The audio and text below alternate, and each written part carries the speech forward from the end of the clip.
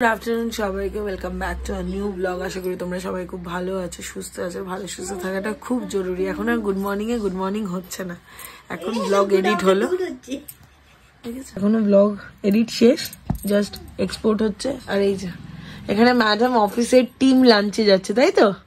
কোথায় যাচ্ছিস? কোথায় যাচ্ছিস? হাকা। বাজেট কম তাই হাকা।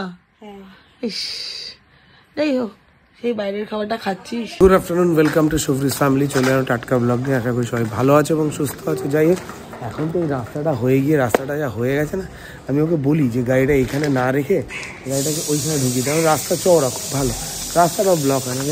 ম্যাডাম ওই যে আচ্ছা দাঁড়া, একটা জিনিস দেখা, একজন নিচে আরেকজন ওপরে, কি শুরু করেছে দুজনে ওপর থেকে হাত দেখাচ্ছে। চলো টাটা। শনিবার থেকে আবার বিয়ে বাড়ি স্টার্ট হয়ে যাচ্ছে, এর জন্য মুখে একটু ফেস প্যাক লাগিয়ে নিলাম। এটা কিছুই না, দই, বেসন, একটু কফি আছে আর একটু আলুর রস আছে, যাতে ট্যানটা উঠে যায়। অ্যাজ ইউজুয়াল ফেশিয়াল করতে যেতে আমার ভালো লাগে না, অনেকটা টাইম লাগে, তাই জন্য এখন খাচ্ছি ফল। আর ওদিকে হচ্ছে আমার ডাল সেদ্ধ, সিম্পল ওয়েতে, যেটা ডাল সেদ্ধ, তেল ফেল ছাড়া, ওটাই খাবো। স্নান টান করে এসেছি, মুখটা বেশ ফ্রেশ লাগছে। বেসনটা আমার মুখে স্যুট করে, সবকিছু তো করে, যেমন মধু দিলে আমার মুখ একটু চুলকায়, র অ্যালোভেরা দিলে তাতে একটু কিরকম হয়, চুলে আবার র অ্যালোভেরাটা স্যুট করে। এই এক একটা এক এক রকমের অনেক ফ্যাচাং আছে, অনেক ফ্যাচাং। তো যাই হোক, এই বেশ ভালো লাগছে মুখটা। এখন ভাবছি ক্রিমটা মাখবো, ক্রিমটা মাখলেই না স্কিনটা কেমন একটা, আমার মনে হয় কেমন একটা ঝিমিয়ে পড়ে, আর কোনো আমি তরতাজা ব্যাপারটা পাই না স্কিনের মধ্যে। যাই হোক, একটু ক্রিম ঠিম মাখি, তারপরে খাবো দাবো।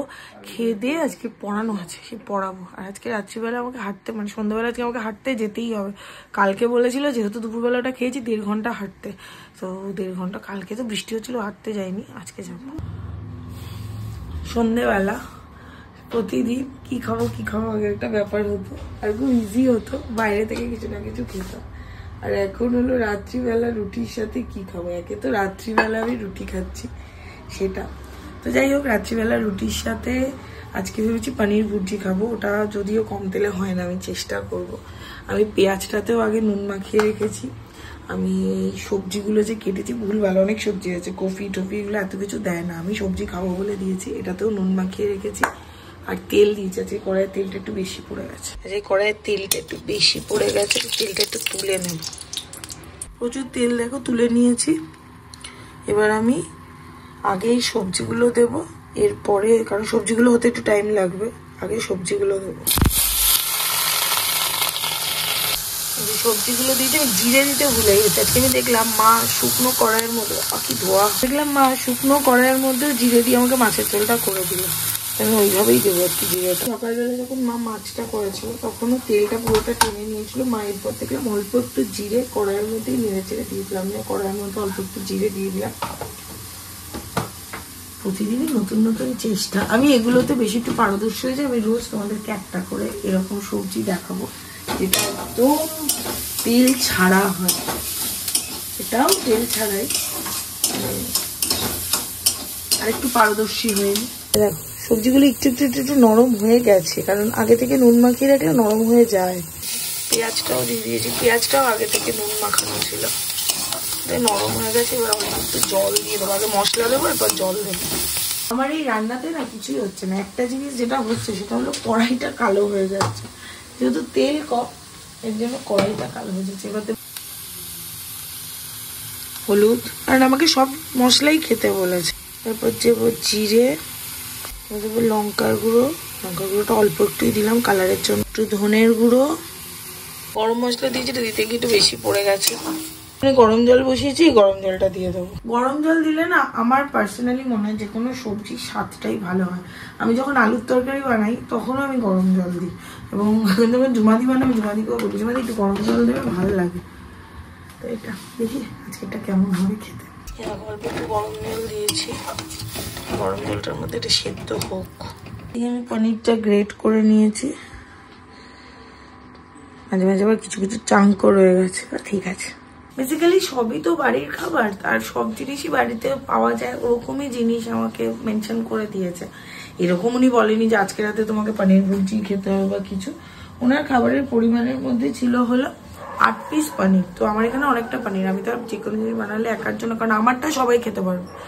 আর সর্ষের তেলটা আমি একেবারে বাদ দিয়ে দিয়েছি, যা করছি সাদা তেলে, দেখতেই পাচ্ছ খুব অল্প তেলে করলাম।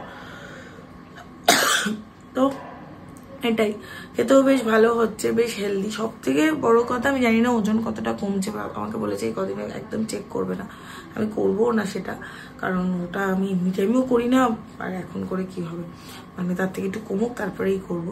তো আমি একটা জিনিস বুঝতে পারছি, সেটা ঝরঝরে লাগছে মানে শরীরটা, কিন্তু আমার যেটা সব থেকে সমস্যা হচ্ছে, যেহেতু আমি দুপুরবেলা এত ঘুমোতাম, আমার রাত্রিবেলার ঘুমটা যেহেতু অনেকটা লেট করে, প্রায় আমি ভোরবেলা ঘুমোই, তো এই জন্য দুপুরবেলাটা আমি কিছুতেই নিজেকে ঠিক রাখতে পারছি না। মানে দুপুরবেলাটা আমার ঘুম পেয়ে যাচ্ছে, ঘুম হতে না পারলে মাথা যন্ত্রণা করছে, মাথা ঘোরাচ্ছে, মাথা ধরছে, এগুলো হচ্ছে। তো আমি যদি ওনার সাথে কনসাল্ট করি, মানে ওনার সাথে আমি কোনো প্রবলেমগুলো যখন কনসাল্ট করেছি, তখন আমাকে বলি আমার চেষ্টা করতে হবে। তো সিরিয়াসলি এটা আমাকেই চেষ্টা করতে হবে। দেখি কালকে থেকে অন্য একটা কোনো রুটিন বানাবো, যাতে দুপুরটা বিজি থাকা যায়। যদি রাস্তায় বেরোচ্ছি বা এগুলো করছি, তখন কিন্তু এগুলো কিছু হচ্ছে না, বাট যদি বাড়িতে থাকছি তখন যেন মনে হচ্ছে বিছানাটা আমাকে টানছে, সবকটাই মনের ব্যাপার, বাট কি করবো, হচ্ছে এটা। মানে তখন খুব অসুস্থ লাগছে, মানে সোনাই এসেও দেখেছে আমরা কুকড়ে শুয়ে আছি, ঘুমোচ্ছি না, জোর করে চোখ খুলে রয়েছি, বা এপাশ থেকে পাশ খুলে মনে হচ্ছে মাথা ঘুরছে, মনে হচ্ছে কেরম একটা লাগছে। আবার যখন পড়াতে শুরু করলাম আস্তে আস্তে আস্তে আস্তে ঠিক লাগছে। পনির ভুর্জি আমার রেডি, সাদা সাদা হয়েছে, কারণ আমি লাল টমেটো দিইনি বা এক্সট্রা কোনো লাল লঙ্কার গুঁড়ো বা কিছু অতটা লাল হওয়ার জন্য এক্সট্রা কোনো মশলা দিইনি, বাট খেতে ভালো হয়েছে। আমি একটু টেস্ট করে নিলাম, ভালোই হয়েছে, নতুন সব থেকে ঠিক আছে, ভালো হয়েছে খেতে। যারা পনির ভালোবাসে তাদের এটা ভালো লাগবে, শুভম পনির ভালোবাসেন, তা একটু রাখবো, দেখি খেয়ে কেমন বলে, কেমন লাগছে।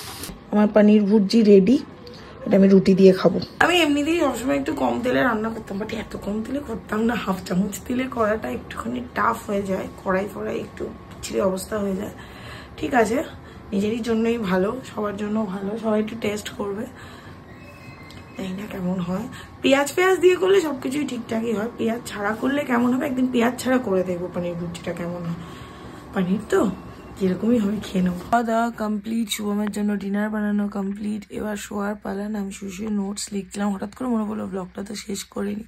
মাঝে মাঝে এরকম হয় যে ব্লগটা শেষ করা হয় না, ওরকম মানে ওটা দিয়েই এন্ড করা হয়, কিন্তু আজকে যখন মনে পড়েছে তখন কেন শেষ করব না। পনিরটা তো দুর্দান্ত খেতে হয়েছিল, কেউ বলবে না অত কম তেল ছিল, বাট দুর্দান্ত খেতে হয়েছিল। এখনো অবধি তো আমার এই জার্নিটা ভালোই যাচ্ছে। যাই হোক, তোমাদের এই একদম জিরো অয়েল পনির ভুর্জিটা কেমন লাগে কেমন লাগলো অবশ্যই কমেন্ট করে জানিও। আমার তো এরকম কোনো মানে কুকিং চ্যানেল নয়, তো আমি যেন অতটা গুছিয়ে বলতে পারি না কুকিং চ্যানেলের মতো। তো যাই হোক, তোমরা জানিও। আমি মানে তোমরা চাইলে আমি এরকম যদি কিছু বানাই, মানে একদম কম তেলে যেটা বানাবো, আমি সেটা শেয়ার করবো যেদিন বানাবো, তবে তোমরা সেটাও কমেন্ট করে জানিও যদি জানতে চাও। আর মোটামুটি আর কি আমার 15 দিন হোক, তারপর আমি সারাদিনে কি খেয়েছি, কিভাবে কি করেছি সেটা তোমাদের সাথে শেয়ার করব। তো আপাতত ব্লগটা এই পর্যন্তই। আজকে আমার মনটা খুব একটা ভালো ছিল। যাই হোক, মাঝে মাঝে শুভমকে মেসেজ করছিলাম, কিরে কি করছিস না করছিস, ওই তো এই আর কি হয় মাঝে মাঝে, তোমাদেরও নিশ্চয়ই হয়, আমারও হয়, সবার হয়, একটু মন খারাপ হয়, একটু এই হয়। খুব বেড়াতে যেতে ইচ্ছা করছে, খুব মনে হচ্ছে কোথাও একটু যাই, একটু বসে থাকি।